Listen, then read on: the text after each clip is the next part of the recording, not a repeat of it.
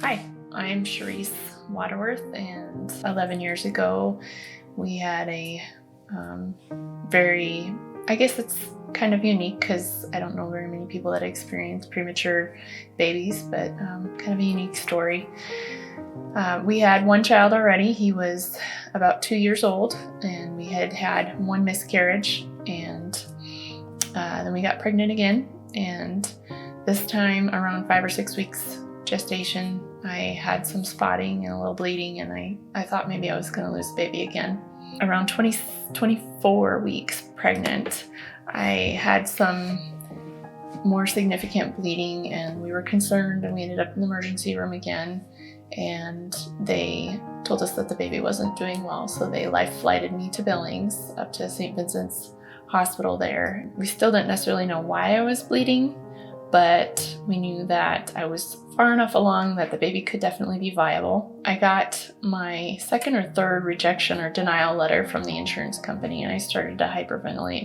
My contractions had been increasing over the past week. My water had been broke for about a week, but they were making every effort to keep me healthy and keep baby inside, because every day in utero is like 2 days in NICU. After reading that letter, I think it just really threw me into a full-blown labor, and he was born about 4 hours later. And in that moment when labor really became intense, I kind of realized how much I was valuing money versus trusting the Lord for the peace and the provision that I knew he would provide, that he would give me.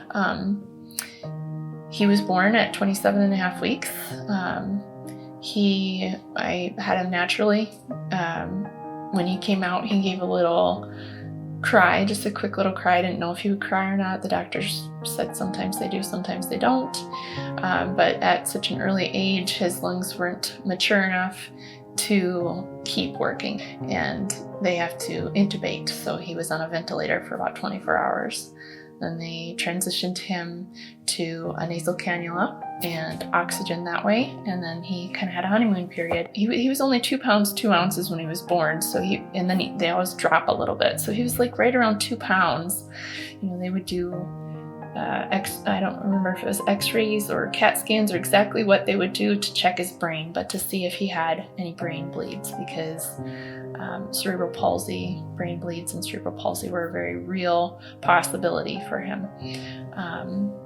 And so we had a couple of times where his belly was distended, and we were kind of worried about his brain and all, but in the end he came out with just scares. He was healthy. He didn't have any major complications. I mean, to this day, they said that he might have lung issues, he might have asthma.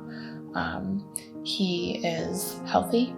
He is thriving. He is a little pigeon-toed, and he wears glasses, and that's it. It turned out to be a pretty amazing experience, but it was still one of the most challenging probably that we've ever been through. And in the end, I would say it gave me a huge appreciation for the miracle of life. And a lot of people kind of lose sight of that. Don't realize what a beautiful thing it is to have a child and to not have complications and to not worry about whether they're gonna live or not. Yeah, it gave me a great appreciation for each child I was able to have, and now we have 4. So, yeah.